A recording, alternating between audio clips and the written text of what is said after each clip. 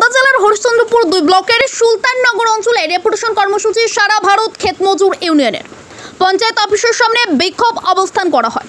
পাশাপাশি একাধিক দাবির কথা তুলে ধরে সারা ভারত ক্ষেতমজুর ইউনিয়নের পক্ষ থেকে পঞ্চায়েত কর্তৃপক্ষের হাতে স্মারকলিপি পেশ করা হয়।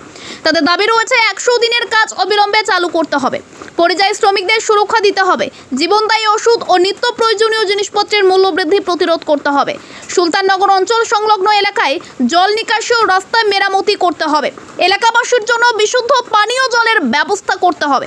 এদিনের কর্মসূচিতে উপস্থিত ছিলেন সংগঠনের জেলা সম্পাদক জমিল ফিরদৌস শেখ খলিল সহ সুলতাননগর অঞ্চল ও ব্লকের নেতৃত্ব। ব্যুরো রিপোর্ট আমাদের চাঁচল। সঙ্গে থাকুন, দেখতে থাকুন আমাদের চাঁচল। অবিলম্বে 100 দিনের কাজ চালু করতে হবে। 100 দিনের কাজ বন্ধ কেন বিজেপি, তুমি জবাব দাও। 100 দিনের কাজ বন্ধ কেন বিজেপি, তুমি জবাব দাও। 100 দিনের কাজ বন্ধ কেন তৃণমূল, তুমি জবাব দাও। 100 দিনের কাজ বন্ধ কেন তৃণমূল, তুমি জবাব দাও। 3,40,00,000 100 পরিযায়ী শ্রমিকদের কাজ বন্ধ কেন তৃণমূল, বিজেপি জবাব দাও। স্থানীয় ব্যবস্থা করতে হবে। সুলতাননগর অঞ্চলে স্বাস্থ্য কেন্দ্র বেহাল আছে, তার স্বাস্থ্য কেন্দ্র পুনর্নির্মাণ করতে হবে। হরিশ্চন্দ্রপুর হসপিটালে অবিলম্বে সার্জন সহ ডাক্তার দিতে হবে। হরিশ্চন্দ্রপুর হসপিটালে অবিলম্বে সার্জন সহ ডাক্তার দিতে হবে।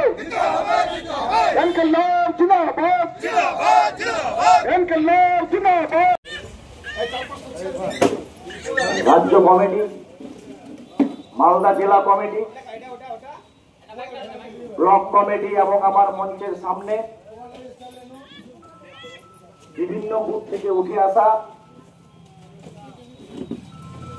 নিজের হক নিজে নিতে হবে এই চিন্তাধারা নিয়ে যারা আজকে এই পঞ্চায়েত অফিসের সামনে অবস্থান বিক্ষোভে বসে আছেন,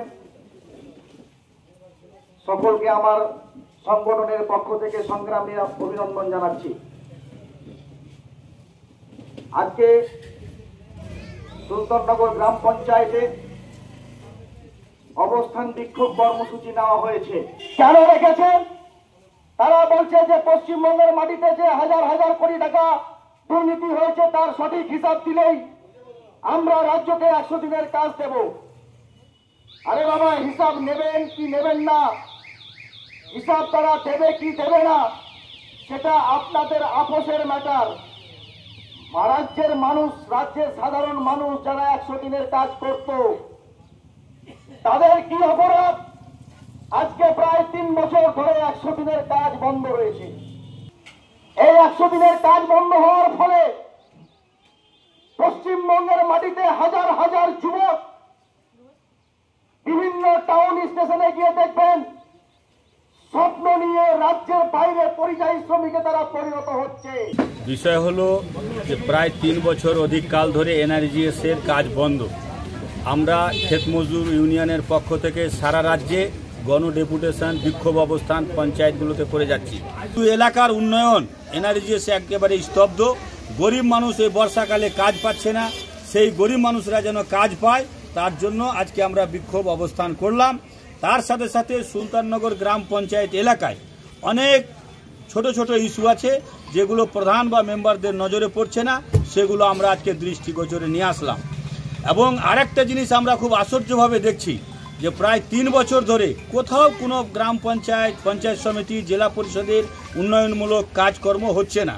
কেন হচ্ছে না? টাকা আসছে না, না টাকা মাঝপথে চুরি যাচ্ছে? এই সব বিষয় নিয়ে আমরা আজকে এই ধর্নায় বসেছি। প্রত্যেক মানুষকে আবাস যোজনা দিতে হবে। উপরে যাদের ছাদ নেই প্রত্যেককে আবাস যোজনা দিতে হবে।